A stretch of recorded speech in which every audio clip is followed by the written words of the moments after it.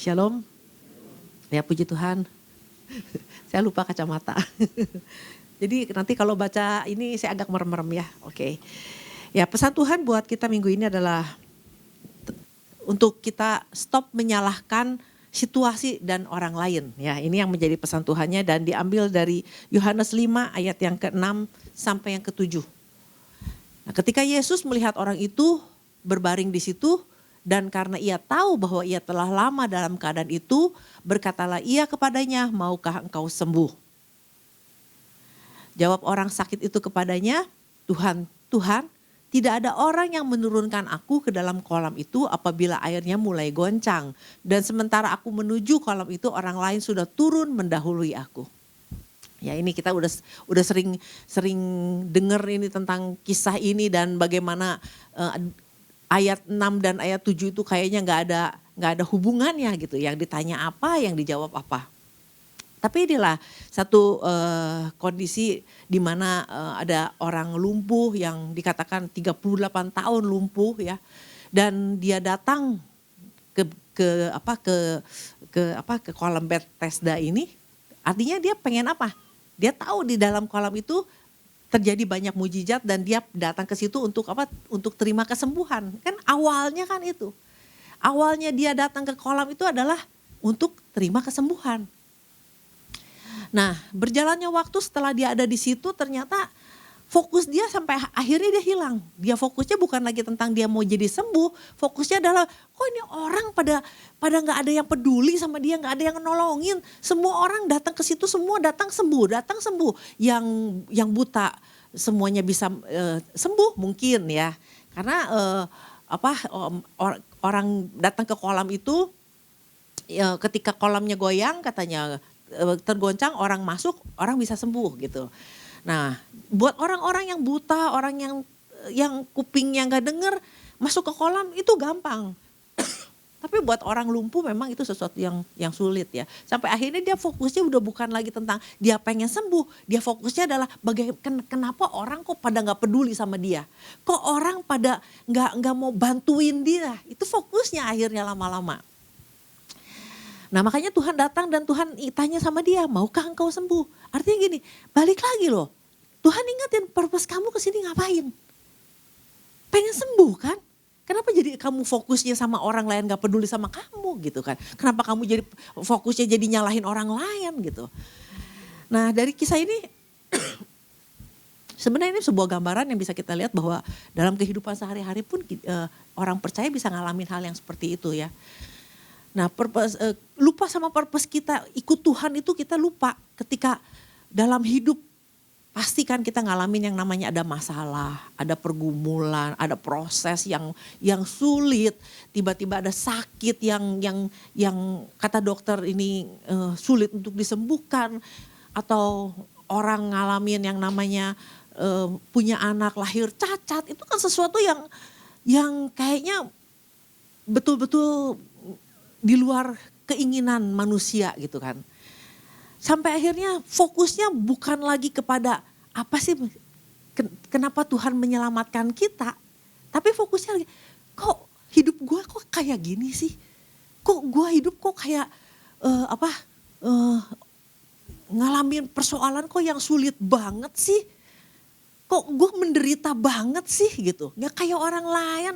Kenapa sih harus ngalamin kayak gini? Nah ini jadi kadang-kadang fokusnya sudah mulai teralihkan dari sebenarnya purpose-nya Tuhan dalam hidup orang percaya. Nah inilah jadi kenapa pesan ini datang sama kita orang-orang percaya gini. Ya cuman masalah menyalahkan diri, menyalahkan orang lain, menyalahkan Tuhan. Kok jadi masalah banget sama Tuhan? Karena kan gini, sikap ini ya ternyata kalau ada di dalam hati kita, di dalam pikiran kita, sikap menyalahkan, sikap mengasihani diri, sikap kita merasa kita adalah korban, ini begitu ada pikiran, begitu pikiran itu menguasai kita, itu yang namanya kekuatan itu runtuh loh.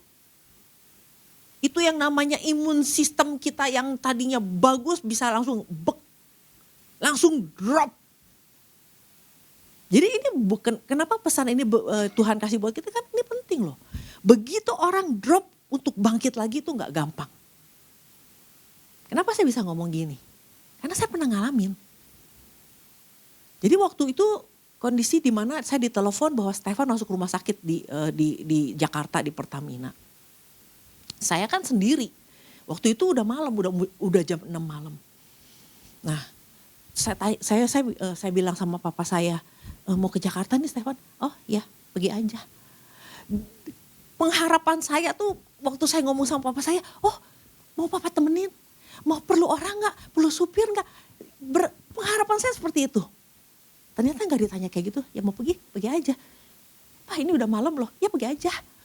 Oh my God, gue sendiri loh gitu ya, gak ada yang peduli gitu. Nah dalam perjalanan itu, saya langsung bilang, gila ya orang gak peduli sama gue, orang tua gue aja gak peduli sama gue. Wah apa segala, saya mulai merasa bahwa kesiannya diri gue, kesiannya gue udah hidup sendiri, udah anak sakit, kesian. Saya merasa jadi orang yang begitu pikiran itu menguasai saya, itu iblis tuh ngomong terus. Kesian lu, gak ada yang peduli lu, itu bapak lu tuh adek lu tuh yang beginilah begono. Itu banyak pikiran itu menekan. Itu pada saat itu, aduh kesiannya gue, aduh kayak gitu. Tapi untung,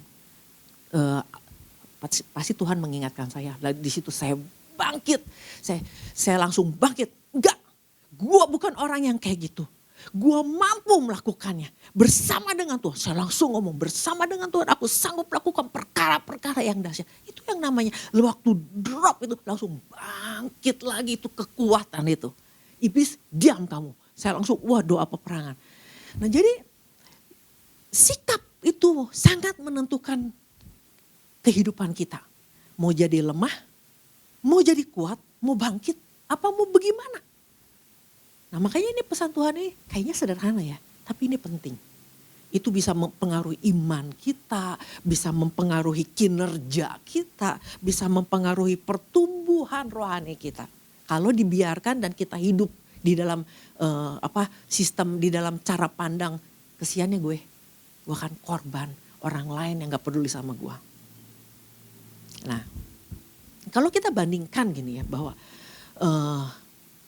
kita ingat kisah Yusuf ya, Yusuf nih. Ini kan Yusuf ini anak yang disayang, anak yang waktu kakak-kakaknya kerja dia kagak kerja. Ini orang yang hidupnya enak banget. Semua fasilitas dia punya, dia disayang banget sama orang tuanya. Dia bukan disayang aja sama orang tua, Tuhan aja bisa ngasih mimpi sama dia, bisa kasih pernyataan sama dia. Itu kan gak semua orang bisa ngalamin kayak gitu, betul gak? Nah sampai satu hari kakaknya sebel banget sama nih anak nih, terus akhirnya anak Yusuf dibuang, dimasukin ke dalam sumur, diantepin. Ini kita kalau baca kan kayaknya simple, bayangin kalau kita digituin. Langsung itu perasaan tuh, gila kesian amat gue, anak kesayangan, gue disayang sama orang tua. Dulu gue begini, kok gue jahat banget sama gue, gak ada yang peduli. Kan bisa deh dalam sikap mengasihani diri. Belum lagi setelah itu udah keluar, dia dijual jadi budak belian. Ini budak belian tuh, waduh itu udah kayak binatang dijual beli. Siapa yang mau beli? Nah untung yang beli Potifar. Di rumah Potifar bukan jadi enak juga, dia jadi pembantu. Udah jadi pembantu di rumah Potifar, dia difitnah. Udah difitnah, dia masuk penjara. Udah masuk penjara, udah gitu dia ketemu sama orang yang dia bantuin, juru minum raja. Ingat ya kalau kamu keluar, ingetin keluarin saya. Dihianatin juga. Dia punya banyak alasan untuk kesiannya hidup gue. Gue menderita banget. Ini koko gue nih, ini mana Tuhan gue yang gak. Punya banyak alasan untuk nyalahin. Untuk merasa menjadi korban, menjadi orang yang paling sial di dunia. Punya banyak alasan. Tapi Alkitab gak catat loh. Gak ada satupun Alkitab mencatat bahwa dia uring-uringan, dia marah, dia sakit hati sama Tuhan, dia begini, enggak. Kenapa? Kalau dia sampai punya cara pandang dia hidup dengan cara pandangnya, dia gak akan mungkin jadi pembantu yang baik. Malas lah gue hidup kayak begini mah, gini. Udahlah gitu. Kecewa, sakit hati. Gak mungkin bisa menjadi kinerjanya akan terganggu. Dia waktu jadi pembantu dia nggak akan bisa jadi yang terbaik. Karena hidup di dalam segala, wah gue kan kesian nih hidup gue kayak begini. Nah, dia nggak mungkin dipercaya sama Potifar. Dia nggak mungkin disayang sama kepala penjara. Dia punya banyak alasan untuk dia menyalahkan ini dan itu. Tapi enggak loh. Dia hidup tetap benar, hidup tetap menjaga kekudusan. Dia tahu ada purpose-nya Tuhan. Nah itu purpose-nya itu, nah ini yang seringkali iblis tuh paling gak suka kita terus menerus ingat sama purpose Tuhan dalam hidup kita. Dia mau mengalihkan kita sampai kita merasa sakit hati, kita merasa gagal, kita mengasihani dan nyalahin Tuhan, nyalahin orang lain. Supaya apa? Supaya purpose Tuhan tidak pernah tergenapi dalam hidup kita. Kenapa? Terlalu banyak situasi yang membuat kita kecewa. Nah kalau orang udah mulai merasa korban, mengasihani diri kan, aduh itu yang namanya ngerjain apapun juga gak akan bisa jadi benar. Semuanya rasa apatis, merasa dihianati, merasa apa itu udah gak mungkin bisa kerja dengan baik. Nah jadi kalau kita melihat bahwa kalau sampai seorang Yusuf itu, kalau gak salah dia 13 tahun ngalamin penderitaan. Kalau sampai Yusuf punya cara pandang mengasihani diri, jadi korban, nyalahin orang lain, dia gak akan pernah bisa jadi penguasa di Mesir. Dia gak akan pernah bisa menyelesaikan purpose-nya Tuhan dalam hidup dia. Makanya kan yang sampai dia ada satu ayat yang mengatakan di dalam Kejadian 50 ayat yang ke-20. Ini satu pernyataan dari seorang Yusuf bahwa dia gak pernah sakit hati. Dia gak pernah mengasihani diri, dia gak pernah nyalahin apapun juga. Nah sampai dia katakan bahwa memang kamu telah mereka-rekakan yang jahat terhadap aku. Dia tahu dia dijahatin. Dia tahu dia itu dia bukan sebenarnya gini, dia bukan playing victim loh. He is the victim. Dia korban. Dia memang bukan playing victim. Kalau dia udah korban, dia playing victim, udah selesai hidup dia. Nah memang kamu telah mereka-rekakan yang jahat terhadap aku, dia bilang. Tetapi Allah telah mereka-rekakannya untuk kebaikan. Dengan maksud melakukan seperti yang terjadi sekarang ini. Yakni memelihara hidup suatu bangsa yang besar. Wah. Nah jadi kalau dia mulai punya sikap yang salah. Mulai hidup gue paling sial nih. Hidup gue paling menderita nih. Hidup gue begini. Dia gak akan pernah sampai kepada tujuannya Tuhan. Nah, sikap itu penting banget. Cara kita berpikir itu akan menentukan arah langkah kita. Mau maju atau mau mundur. Nah jadi inilah yang Tuhan ingatkan buat kita. Suatu hari waktu Stefan umur 7 tahun. Stefan lagi. Waktu Stefan umur 7 atau 8 tahun. Nah, dia diculik. Nah itu kan waktu dia diculik, saya seorang single parent, anak diculik. Saya bisa tuh, ada pergumulan bahwa kesiannya gue udah sendiri ngurus anak. Terus anaknya diculik pula. Anak gue baru ikut Tuhan, baru mau serius ikut Tuhan. Kok kayak gini hidup gue, bisa kan? Bisa. Saya bisa hidup di dalam menyalahkan diri. Dan mungkin pernah, dan itu pun terlintas gitu. Waktu kejadian itu terjadi pun saya mulai berpikir bahwa kok hidup gue sial banget ya. Kok gue kayak gini ya. Kok orang gak peduli sama gue ya. Banyak hal di pikiran itu dan iblis itu ikut. Kalau waktu kita punya sikap yang seperti itu, iblis paling suka. Iblis pasti ikut campur di dalam pikiran kita. Sampai akhirnya Stefan ditemukan dan saya bertanya sama Tuhan, Tuhan siapa yang salah? Siapa yang mesti disalahin nih dengan sikap Stefan? Nah, ini yang kemarin Ibu Siana bilang juga. Dalam Yohanes 9 ini Tuhan kasih. Yohanes 9 ayat yang ketiga. Nah Tuhan kasih ini di hati saya. Yohanes 9 ayat yang ketiga. Jawab Yesus. Bukan dia. Dan juga bukan orang tuanya. Tetapi karena pekerjaan-pekerjaan Allah harus dinyatakan di dalam dia. Nah lewat ayat ini Sebenarnya Tuhan lagi mau menghibur kita, mau kasih tahu bahwa nggak usah mikir siapa yang salah dalam hal ini. Apapun yang kita hadapi hari ini, jangan nyalain gara-gara orang tua gua nih. Ini mah gara-gara si A, si B, gara-gara gua lahir di keluarga yang seperti ini. Udah nggak ada yang perlu disalahin. Karena ketika Tuhan memilih kita, ya, ketika Tuhan menyelamatkan kita, ada satu purpose yang Tuhan taruh bahwa pekerjaan Allah harus dinyatakan lewat hidup kita. Nah kalau kita mulai berpikir yang enggak mulai pikiran negatif, mulai nyalahin A dan B dan mulai mengasihi diri dan mulai ini hal-hal yang jahat, ini purpose Tuhan gak pernah digenapi. Dan ini memang maunya setan. Iblis tuh maunya gitu. Jangan sampai rencana Tuhan. Maunya kita fokus dengan masalah yang terus bertubi-tubi dalam hidup kita sampai akhirnya kita kesiannya gua. Nah itu kan cara pengalihan gitu loh. Nah jadi lewat Tuhan gak semata-mata memberikan pesan ini cuma sekedarnya. Tapi Tuhan melihat ada situasi yang seperti ini. Dan Tuhan gak mau satu orang pun yang teralihkan oleh situasi yang saat ini sedang kita hadapi. Kesulitan bisa datang. Jangan fokus dengan kesulitannya dan menganggap hal itu sesuatu kegagalan dalam hidup kita. Fokus lagi. Apapun yang kita hadapi ada purpose Tuhan. Ada maksud Tuhan. Dan Tuhan pilih kita karena kita mampu menghadapinya.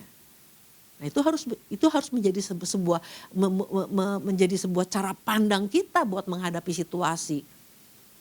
Nah, jangan kita berhenti dan kita berpikir bahwa kita orang sial. Gak mungkin kita jadi orang sial. Kita punya Tuhan yang hebat yang selalu menyertai kita, mendampingi kita.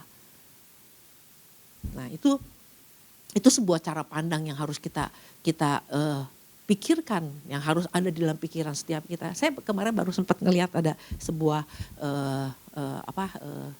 di YouTube ya, kalau nggak salah Yusuf Roni.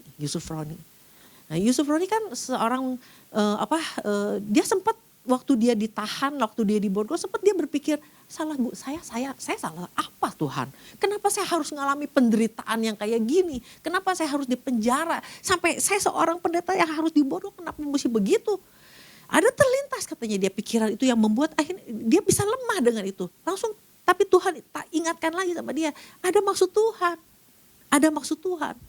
Nah waktu kan katanya kalau dulu di borgol katanya, borgol itu kan bukan cuma dia doang, dia di borgol di sini sama satu lagi tangan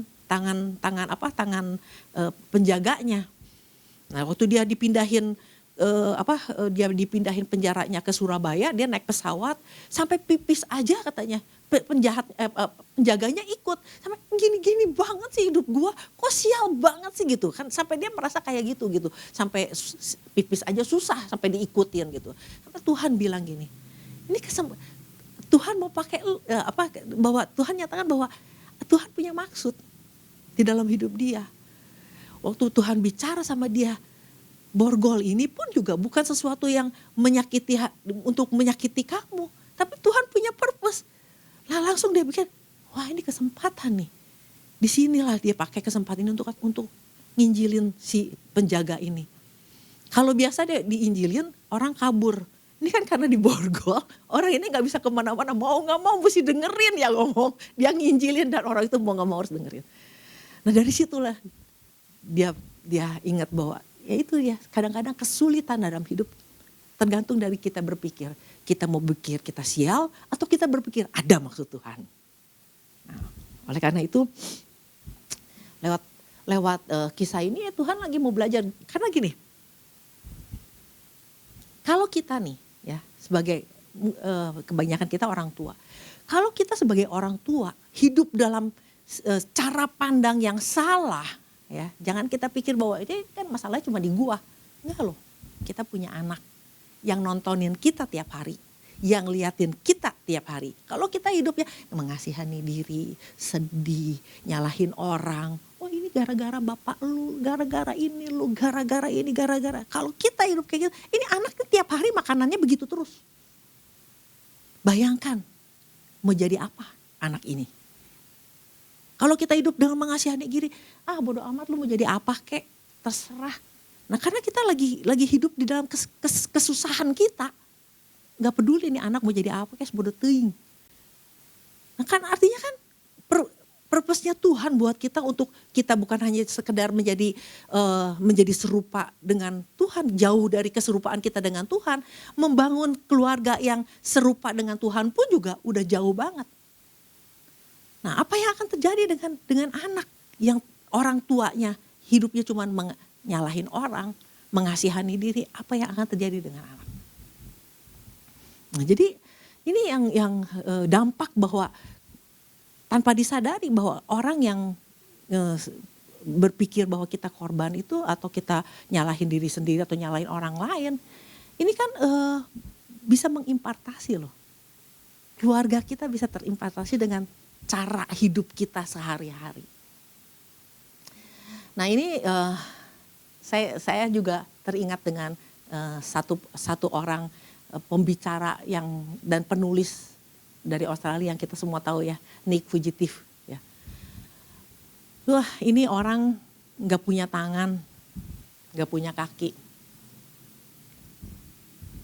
Mungkin waktu dia masih kecil pun dia pasti berdoa, Tuhan tumbuhkan tanganku, Tuhan tumbuhkan kakiku. Ternyata kan yang dia minta kan sampai dia hari ini pun tangannya sama kakinya gak tumbuh. Dia tetap gak punya tangan, gak punya kaki kan. Nah kalau dia cara berpikir dia kesian ya gue. Ini orang tua gue nih, waktu gue dikandung nih, dia makan obat yang gak bener, dia makan ini mama gue nih. Kalau dia mau hidup gitu juga bisa. Tapi dia kan gak seperti itu. Dia melihat diri dia tuh hebat, ada purpose-nya Tuhan dalam hidup dia, dalam kondisi apapun. Makanya kan saya pernah bilang bahwa mungkin kondisi kita hari ini lagi sakit parah. Tetap purpose Tuhan mah belum selesai sampai kita mati. Nah ini bagian kita adalah menggenapi purpose-nya itu. Nah, sampai akhirnya ada satu quote yang dia bilang gitu. If you can get a miracle, kalau kamu gak bisa dapat mujizat ya, become one. Jadilah miracle itu buat orang lain. Kan semua orang kan lagi ada masalah tuh ngarepin mujizat dong. Ngarepin masalah kita selesai, tiba-tiba ada jalan keluar, ada ini. Kalau sampai gak terjadi, tangannya gak tumbuh, kakinya gak tumbuh. Kalau gak dapat miracle, jadilah miracle itu buat orang lain. Terus dia bilang juga, there is no point in being complete on the outside, what you're broken in the inside. Jadi dia bilang kalau gue komplit pun tubuh gue ada, kaki gue semuanya ada. Tapi kalau jiwanya broken, hancur, gak bener, mentalnya kecil semuanya. Semua tubuh yang sehat pun juga yang komplit jadi sia-sia. Nah jadi yang terpenting adalah apa yang ada di jiwa, mental kita, cara pikir kita itu yang harus diubahkan.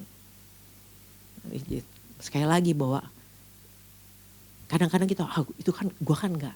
Coba pikirin, kadang-kadang di dalam keadaan yang enggak ada jalan keluar, enggak ada kondisi yang tersulit kan, ada terlintas. Terlintas enggak apa-apa, jangan dihidupi.